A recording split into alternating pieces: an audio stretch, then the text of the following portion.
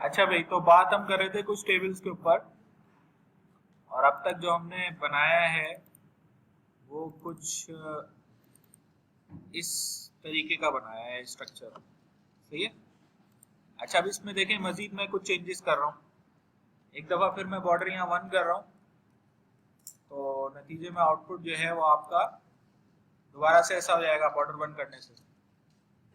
अभी हमने एक एट्रीब्यूट देखा था कॉल स्पैन, है ना, जो कि हमारी समझ में नहीं आया था। अब हम यहाँ पर एक और एट्रीब्यूट समझेंगे। 3 टीआर हैं इस टेबल में, पहली टीआर में जा रहा हूँ मैं, और इसके अंदर जो है वो एक ही टीडी है, उसका कॉल स्पैन 2 है, यानी कि इस टीडी ने 2 कॉलम्स के बराबर जगह ली है। क्या बात है, वॉशरूम के बाहर खड़े होकर सेल्फी ले रहे हैं। तो अब यहाँ पे जो है वो टीआर जो है इसके अंदर एक टीडी है और उसके अंदर कॉल स्पैन कितना है, 2 है, यानी कि टीडी 2 कॉलम्स की जगह ले रही है। अब इसी टीआर में मैं एक टीडी और डिफाइन कर रहा हूं। सही है, ठीक है ना। तो होगा क्या, ये टीडी यहां आ गई। सही है। फिर मैं क्या कर रहा हूं कि इसके अंदर लिख रहा हूं रॉ स्पैन 3। एक होता है कॉलम स्पैन, कॉल स्पैन होता है ये वाली मर्जिन, एक होता है रॉ स्पैन, रॉ स्पैन होती है ये वाली मर्जिन। तो नतीजा ये होगा कि आपको ये टीडी ना कुछ इस तरह नजर आएगी, 3 रॉस के बराबर।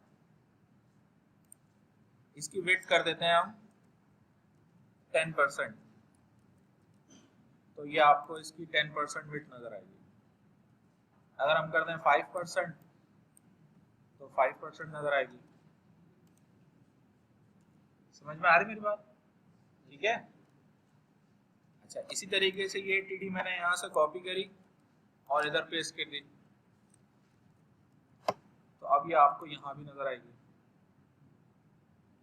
सही है। फिर आप बॉर्डर इसकी दोबारा से 0 कर दें, तो आपको पेज कुछ इस किस्म का नजर आएगा।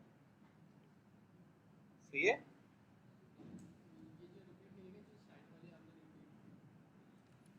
देखें, ये मैंने एक टीडी बनाई है और इसमें लिख दिया रॉ स्पैन, इसका मतलब ये टीडी 3 रॉस में जगह घेर लेगी, और इस टेबल में 3 ही रॉस हैं, और ये पहली टीडी है। तो पहली टीडी जो है, पहली जो टीडी है उसने 3 रॉस के बराबर जगह ली हुई है, और आखिरी टीडी ने भी यही किया हुआ है। सही है। जो आखिरी टीडी है वो सब कॉलम्स के बाद हमें ये रही ना, ठीक है। ये तो वो है जिसमें हमने वो इमेज वगैरह डिफाइन करी है, ये अलग है, ये अलग है। इसके लिए नीचे टीडी डिफाइन भी नहीं करी हमने। समझ में आ रही मेरी बात। अच्छा, अब देखें, अगर मैं यहाँ पर जो है ना वो इस तरह लिख दूं स्टाइल, ये अब मैं CSS यूज कर रहा हूँ, और अगर मैं यहाँ लिख दूं बैकग्राउंड कलर लाइट ब्लू, ये चला हाईलाइट लिख दिया मैंने, तो ये इसमें CSS अप्लाई हो जाएगी। अब ये CSS के ऊपर हम नेक्स्ट क्लास में डिस्कशन करेंगे। अभी आप समझ लें कि इससे जो है इसका बैकग्राउंड कलर ब्लू हो जाएगा। ठीक है। फिर आप बॉर्डर इसकी फिर 0 कर दें।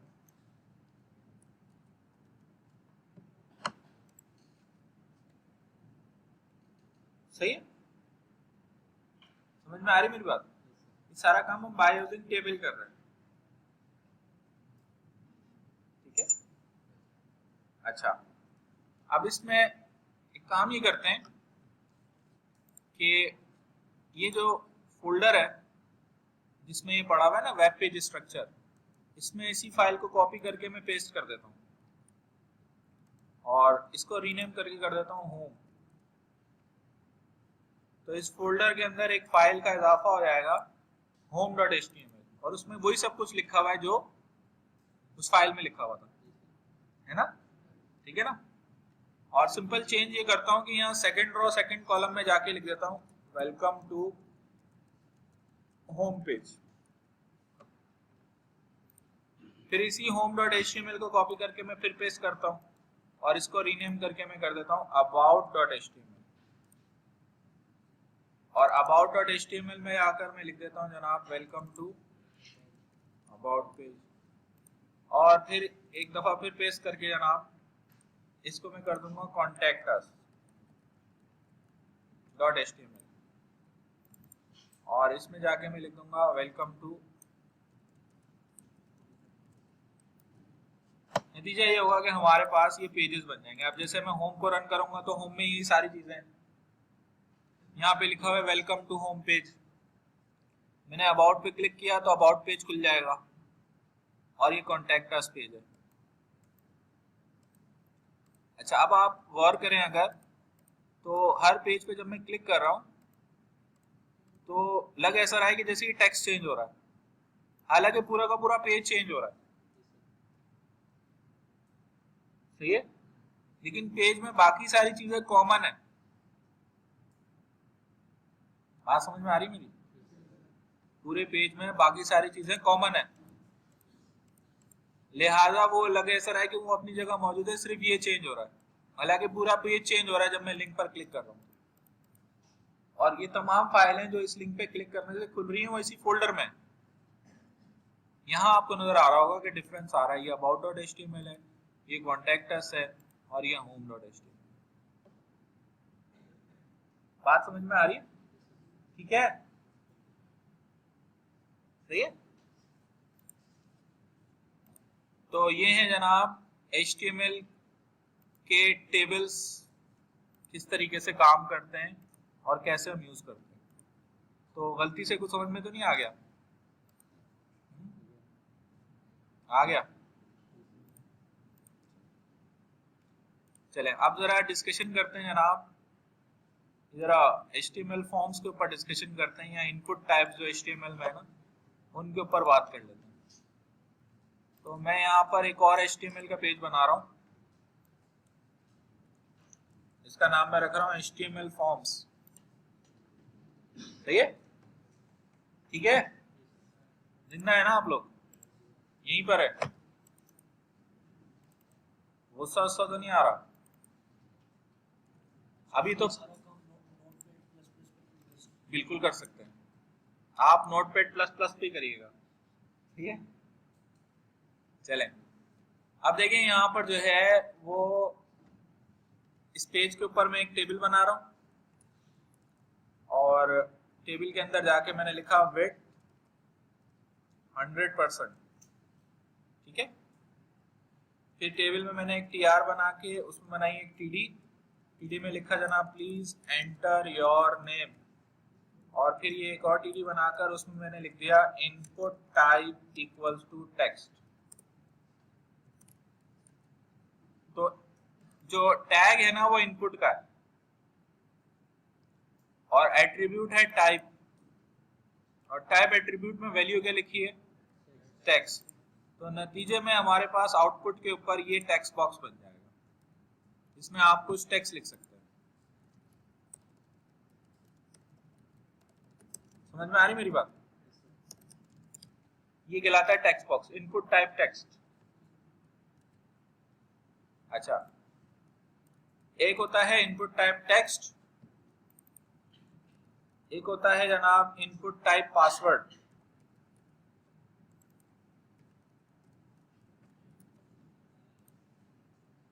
दोनों में क्या फर्क है? इधर लिखेंगे तो टेक्स्ट नजर आएगा, इधर लिखेंगे तो इस तरह डॉट नजर आ रहा है, ये इनपुट टाइप पासवर्ड हो गया।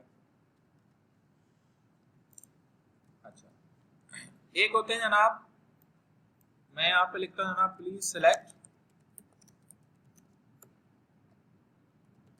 योर जेंडर, उसके लिए आप यूज करेंगे इनपुट टाइप रेडियो, यहाँ पे लिखते हैं मेल जी।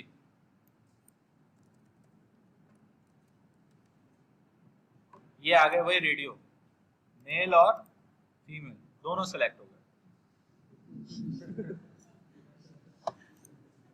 अच्छा, अब इसके लिए क्या करना पड़ेगा? इसके लिए ना ग्रुप बनाना पड़ता है इनका। ग्रुप बनाने के लिए आपको करना ही पड़ेगा कि इनका एक नेम एट्रीब्यूट आप लेते हैं, उसका नाम, यानी दोनों का नाम अगर आप सेम दे देंगे ना तो ब्राउजर समझ जाएगा कि ये एक ही ग्रुप है। और ग्रुप में एक वक्त में एक सिलेक्ट होता है। अब यहाँ पर दोनों सेलेक्ट नहीं होंगे। अच्छा देखें, ये जो इनपुट टाइप टेक्स्ट है ना, ये कब यूज करते हैं, पासवर्ड कब यूज करते हैं, इनपुट टाइप रेडियो कब यूज करते हैं। ये तीनों इनपुट है, ये तीनों इनपुट के टैग है। इनका मकसद क्या है, यूजर से इनपुट लेना। तो आप यूजर से जब इनपुट ले रहे हो और ऐसी वैल्यू इनपुट ले रहे हो जिसमें कोई भी वैल्यू यूजर इंटर कर सकता हो, जैसे नाम सबके अलग अलग होते हैं, कोई कुछ भी इंटर कर सकता है, तो आप इनपुट टाइप टेक्स्ट ही यूज करेंगे। इसी तरह पासवर्ड में नहीं चाह रहे होते यूजर के भाई वो नजर आ रहा है कि वो क्या लिख रहा है, तो आप इनपुट टाइप पासवर्ड लिख लें। अब जेंडर का मसला ये है कि अगर आप यहाँ टेक्स्ट बॉक्स लिखेंगे ना, तो यूजर अगर अपनी मर्जी से इंटर करना शुरू कर देगा ना, तो मुख्तलिफ चीजें एंटर कर सकता है। कोई एम लिख देगा, कोई एफ लिख देगा, ठीक है, कोई मर्द लिख देगा। समझ में आ रही मेरी बात? तो उससे होगा ये कि आपका डेटा खराब होगा। फॉर एग्जांपल आप अपने डेटा पे सर्च करना चाहते हैं बाद में कि भाई मुझे पता चल जाए कि जैसे क्लास में पता चल जाए कितने मेरे पास मेल स्टूडेंट है, कितनी फीमेल स्टूडेंट है, तो उसमें जब आप सर्चिंग करेंगे तो आपके लिए प्रॉब्लम हो जाएगी, क्योंकि किसी ने अपना जेंडर कुछ और लिखा होगा, किसी ने सिर्फ एम लिख दिया होगा, तो वो आपकी क्यूरी में रिजल्ट नहीं आएगा सही। ऐसे केसेस में जब आप स्पेसिफिक चाह रहे हो कि वैल्यू यही हो, इसके अलावा कुछ ना हो, तो फिर आप रेडियो बटन यूज कर सकते हैं। रेडियो बटन की खास बात ये होती है कि अगर 4-5 आपने यूज करें तो उनमें से सिलेक्ट एक ही होगा एक वक्त में। मल्टीपल चॉइस क्वेश्चन जिसमें हर पॉसिबल आंसर एक ही हो, तो उसमें रेडियो बटन यूज करते हैं। जैसे आप जेंडर सिलेक्ट करवा रहे हैं या किसी से उसका फेवरेट कलर सिलेक्ट करवा रहे हैं, ठीक है, तो इनपुट टाइप रेडियो यूज करते हैं। इसमें ये जो नेम है ना, ये नेम बेसिकली हमने इसलिए किया है कि हम चाह रहे हैं इसका ग्रुप बन जाए। अब फॉर एग्जांपल एक आपने जेंडर के लिए रेडियो बटन रखा है और नीचे 4 रेडियो बटन आपने फेवरेट कलर के लिए रख दिए, तो अब अगर बाय डिफॉल्ट एक ही सिलेक्ट होगा तो वो तो 6 में से एक सिलेक्ट होगा, फिर गड़बड़ हो जाएगी ना। तो उन 2 का आप अलग ग्रुप बनाएंगे और नीचे 4 वालों का अलग ग्रुप बनाएंगे, तो उन 4 का नाम अलग होगा और ऊपर 2 का अलग होगा। बात समझ में आ रही है? जैसे नेम का जो इनपुट बॉक्स टेक्स्ट बॉक्स है, सो इसमें तो हम टेक्स्ट है तो उसमें तो 1 2 3 भी बिल्कुल लिख सकते हैं। तो सर इसमें रिस्ट्रिक्शन कैसे लगाएंगे? हाँ, उसके लिए वैलिडेशन यूज करेंगे आप। वो जावास्क्रिप्ट में हो सकती है, ASP.NET में हो सकती है, HTML में कैपेबिलिटी नहीं है उसकी, ठीक है। अच्छा जी, एक और हमारे पास इनपुट टाइप होता है, जैसे कि रेडियो बटन में सिर्फ एक वैल्यू सिलेक्ट होती है। अब आप यूजर से रजिस्ट्रेशन करवा रहे हैं फॉर एग्जांपल कोर्सेज की, तो फिर आप चेक बॉक्स यूज कर सकते हैं। जैसे आप कहते हैं कि भाई एक कोर्स है हमारे पास जो है वो कंप्यूटर प्रोग्रामिंग है, और एक कोर्स जो है वो हमारे पास जो है वो डेटाबेसेस हैं, और 2 कोर्सेज और रख लेते हैं यहाँ पर। आपने कहा कि एक सॉफ्टवेयर डेवलपमेंट है और एक जो है ना वो वेब डेवलपमेंट है। अब होगा क्या, नाम बेशक मैंने चारों के सेम दिए हैं, तो यहाँ 4 चेक बॉक्सेस आ जाएंगे। आपकी मर्जी, एक सिलेक्ट करें, 2 करें, 3 करें, 4 करें। चेक बॉक्स में मल्टीपल यानी मल्टीपल चॉइस क्वेश्चन तो है, लेकिन उसमें एक से ज्यादा पॉसिबल आंसर है, वहां पे चेक बॉक्स यूज कर सकते हैं, ठीक है। अच्छा, फिर उसके बाद में कुछ HTML5 के इनपुट टाइप्स है। HTML5 के इनपुट टाइप जो है वो पुराने ब्राउजर सपोर्ट नहीं करते, तो हम यहाँ पे तो चल जाएगा, लेकिन पुराने जमाने के किसी सिस्टम में चलाएंगे तो उसमें नहीं चलेगा। जैसे देखिए मैं यहाँ पर जो है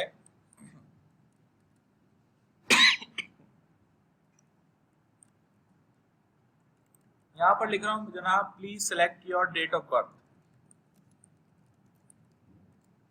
और यहाँ पे लिख दिया मैंने इनपुट टाइप डेट। अब इनपुट टाइप डेट में यहाँ पर लिखूंगा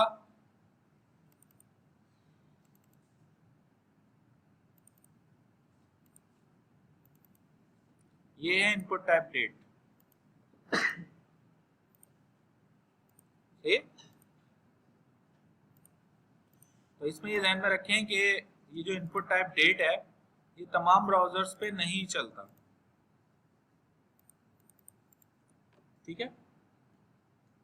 इसकी कुछ वैरायटीज है हमारे पास इनपुट टाइप डेट की। एक होता है इनपुट टाइप डेट, एक होता है इनपुट टाइप मंथ,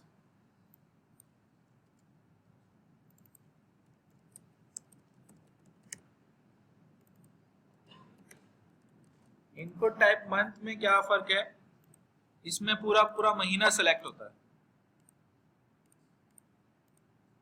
जैसे आप कोई डेडलाइन वगैरह इस तरह का सॉफ्टवेयर है तो आप चाह रहे हैं कि भाई बता दें कि ये प्रोडक्ट कब तक किस महीने तक कंप्लीट होगी, तो पूरा मंथ सेलेक्ट होता है इसमें, मंथ और ईयर सेलेक्ट होता है इसमें। जबकि डेट में मंथ, डे और ईयर सेलेक्ट होता है। समझ में आ रही मेरी बात? अच्छा, एक और होता है हमारे पास, उसको हम कहते हैं इनपुट टाइप वीक।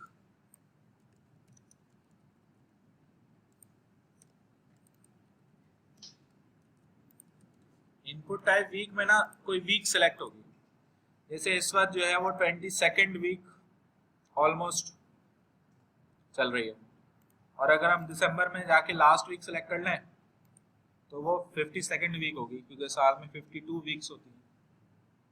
मेरी बात समझ में आ रही? इनपुट टाइप वीक है। फिर एक है हमारे पास इनपुट टाइप कलर।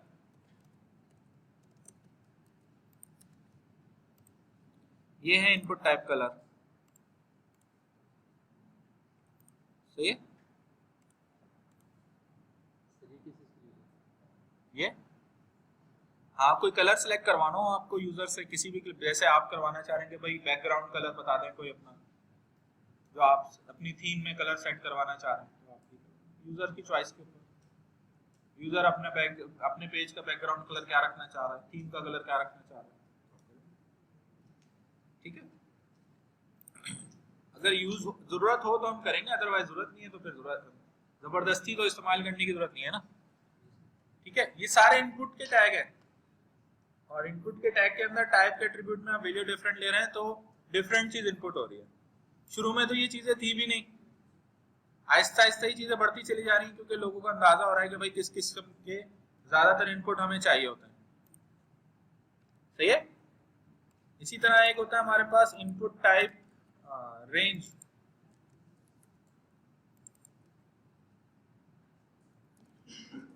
ये है जनाब इनपुट टाइप रेंज, ये 0 से 1 तक की रेंज रिटर्न करता है आपको। ये 100 है, ये 1 है।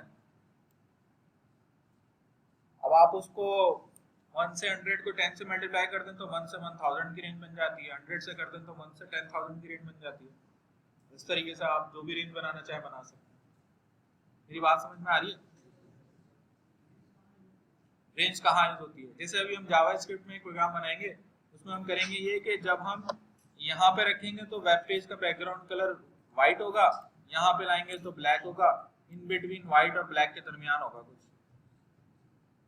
या थोड़ा आगे पीछे करने से कलर बैकग्राउंड जो है वो ब्लर हो रहा होगा, या फॉन्ट साइज चेंज हो रहा होगा पेज का, क्या आप यहाँ इसको आगे बढ़ाएंगे तो वेब पेज का फॉन्ट साइज बढ़ रहा है, पीछे ला रहे हैं तो वेब पेज का फॉन्ट साइज कम हो रहा है। समझ में आ रही बात? ये काम लेकिन होगा जावा स्क्रिप्ट के थ्रू, लेकिन यूजर से इनपुट लेने के लिए हम ये वाला कंट्रोल यूज कर सकते हैं, सही है, ठीक है। अच्छा, फिर इसी तरीके से जनाब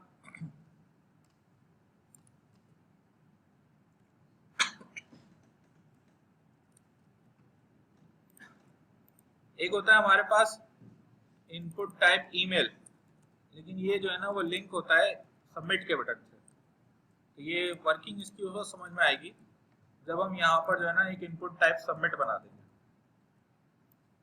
अच्छा, ये इनपुट टाइप सबमिट क्या होता है भाई? इनपुट टाइप सबमिट जो है ना वो बना देता है एक बटन, इनपुट टाइप सबमिट क्या बना देता है? बटन बना देता है, और वो बटन जो है ना वो आपको रखना पड़ता है इनसाइड अ फॉर्म टैग।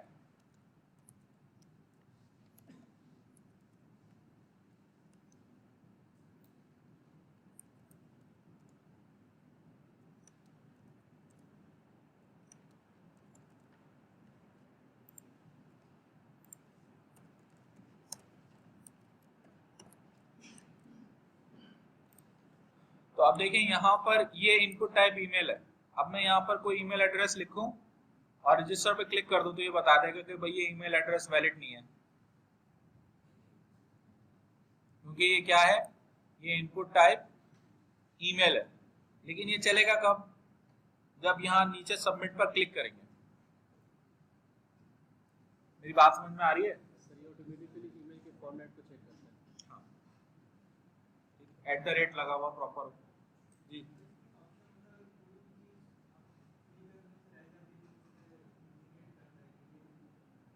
हाँ, वो सारे काम आपको ASP.NET और जावास्क्रिप्ट में होते हुए नजर आएंगे।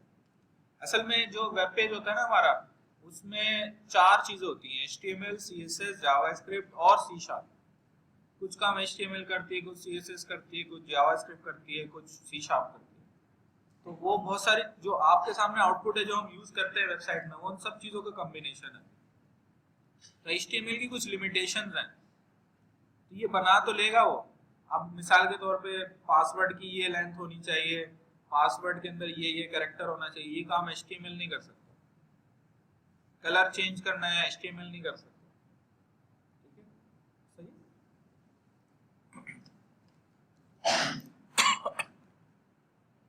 अच्छा, और भी है हमारे पास कुछ कंट्रोल जो हम यूज करते हैं। जैसे बाद वक्त ऐसा होता है कि वैल्यू हमें एक ही सिलेक्ट करवानी होती है, लेकिन चॉइसेस बहुत सारी होती हैं। जैसे आपको यूजर से कंट्री सिलेक्ट करवानी है। अब दुनिया में 200 कंट्रीज हैं, और अगर आप यहाँ 200 रेडियो बटन दे देंगे तो पूरे पेज पे रेडियो बटन ही रेडियो बटन हो जाएंगे। तो उसके लिए फिर आप रेडियो बटन के बजाय फिर आप एक और कंट्रोल यूज करते हैं। वो कंट्रोल कौन सा है भाई? वो कहलाता तो ड्रॉप डाउन है, लेकिन उसके लिए जो टैग यूज होता है ना HTML में, वो जनाब सिलेक्ट का है। यानी मैंने यहाँ पे लिखा सिलेक्ट योर कंट्री, और यहां पे जाके मैं लिखता हूं सिलेक्ट, और फिर इसमें ऑप्शन पाकिस्तान, इंडिया या USA, जो भी कह लें हम। तो यहाँ पे आपको 3 ऑप्शन नजर आ जाएंगे, जिसमें से आपको एक ऑप्शन सिलेक्ट कर सकते हैं।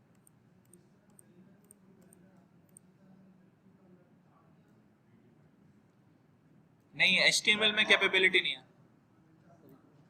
हाँ, इसमें क्या नाम है, HTML में कैपेबिलिटी नहीं है। वो आप मैप बना सकते हैं, अलग से यूज कर सकते हैं। यहाँ पे हम वो चीजें डिस्कस कर रहे हैं जो HTML में। देखें, चीजें तो बहुत सारी हो सकती हैं, और वेब डेवलपमेंट बहुत एडवांस हो गई है। चीजें तो बहुत सारी हो गई, क्योंकि हम जो वेबसाइट यूज कर रहे होते हैं ना, वो एक्चुअली वेब डेवलपमेंट की आप कह रहे हैं कि पीक पर मौजूद है। मिसाल के तौर पे फेसबुक है। अब फेसबुक में जो फीचर है, वो अगर आप डेवलप करने शुरू हो जाए ना, तो प्रॉब्लम ये है कि फेसबुक की डेवलपमेंट आज से थोड़ी हो रही है। फिर उसमें अरसा हो गया काफी। फिर और दूसरी वेबसाइट, आप किसी भी जीमेल की बात कर लें। अब जीमेल है तो फ्री, लेकिन उसमें जो फीचर है ना, वो कभी आप जब आपको डेवलपमेंट आ जाएगी और आप बनाने बैठेंगे, तो आपको अंदाजा होगा कि उसमें जो फीचर्स हैं उसके लिए कितने पापड़ बेलने पड़ेंगे अगर आप बनाना शुरू कर देंगे। ठीक है ना? तो उनका तो हिसाब किताब डिफरेंट है ना। वो जाहिर है पूरी टीम वर्क कर रही होती है, और आज से नहीं सालों से वर्क कर रहे हैं। तो बहरहाल चीजें तो हैं, बहुत सारी कर सकते हैं। HTML में फिलहाल जो हम सीख रहे हैं वो HTML के अंदर, हम उसके दायरे के अंदर हैं, तो उसमें ये कैपेबिलिटी नहीं है। अच्छा, फिर